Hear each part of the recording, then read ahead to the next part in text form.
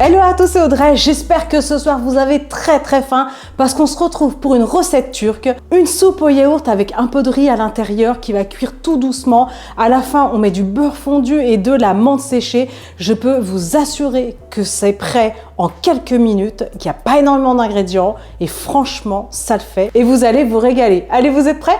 Toutes les étapes en vidéo, c'est parti! Je vais commencer la recette en prenant un bol. Et à l'intérieur, je vais placer les yaourts à la grecque. Vous allez voir que c'est une version qui est ultra rapide à faire de cette superbe soupe turque. Parce que ça ne nécessite pas beaucoup de préparation et pas beaucoup d'ingrédients en plus. Donc vous allez être ravis, je pense. Allez, le deuxième. Donc là, j'ai 300 g de yaourt à la grecque.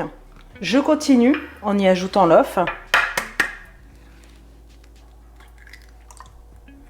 J'ajoute la farine. Je mélange.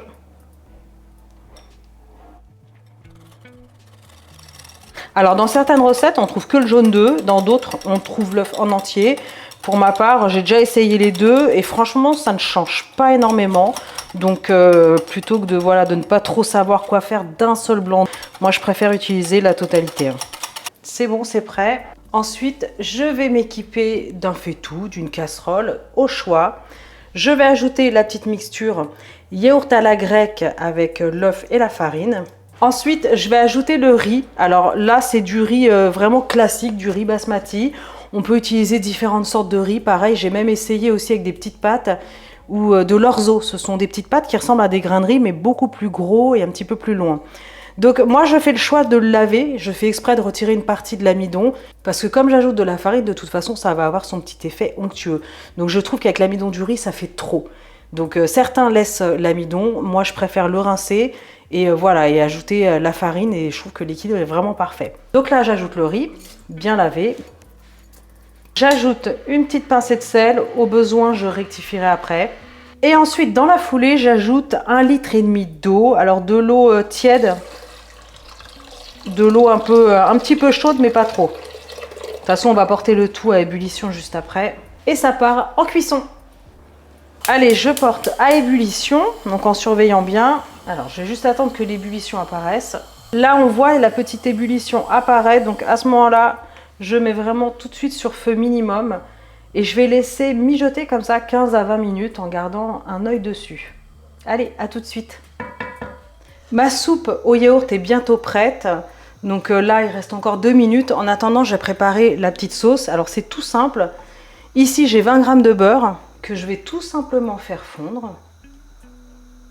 Allez, quand le beurre commence à crépiter, à ce moment-là, je vais ajouter la menthe séchée. Allez, je mélange. Je coupe le feu. Et au dernier moment, je vais ajouter cette petite sauce à la soupe au yaourt. Donc là, c'est bon, la soupe est prête. Donc n'hésitez pas à goûter et rectifier l'assaisonnement avec du sel si besoin. Et au dernier moment, je vais ajouter donc le beurre fondu avec la menthe. Allez, je mélange. Ça va apporter une petite touche de fraîcheur et de peps impeccable. Il n'y a plus qu'à servir.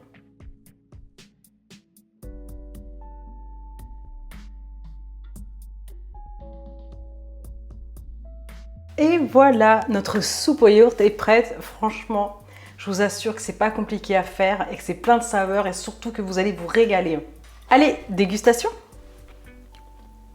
C'est tout bête, hein. Mais alors, qu'est-ce que c'est bon!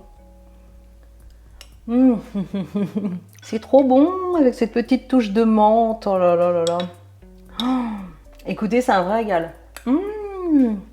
Franchement, c'est une belle découverte, hein. Je vous conseille d'essayer. Moi, je vous laisse. Donnez-moi en tout cas vos retours en commentaire. N'hésitez pas à me dire comment vous réalisez cette recette si vous la connaissez. Et en attendant, portez-vous bien et je vous dis à très bientôt pour des recettes super méga gourmandes. Ciao!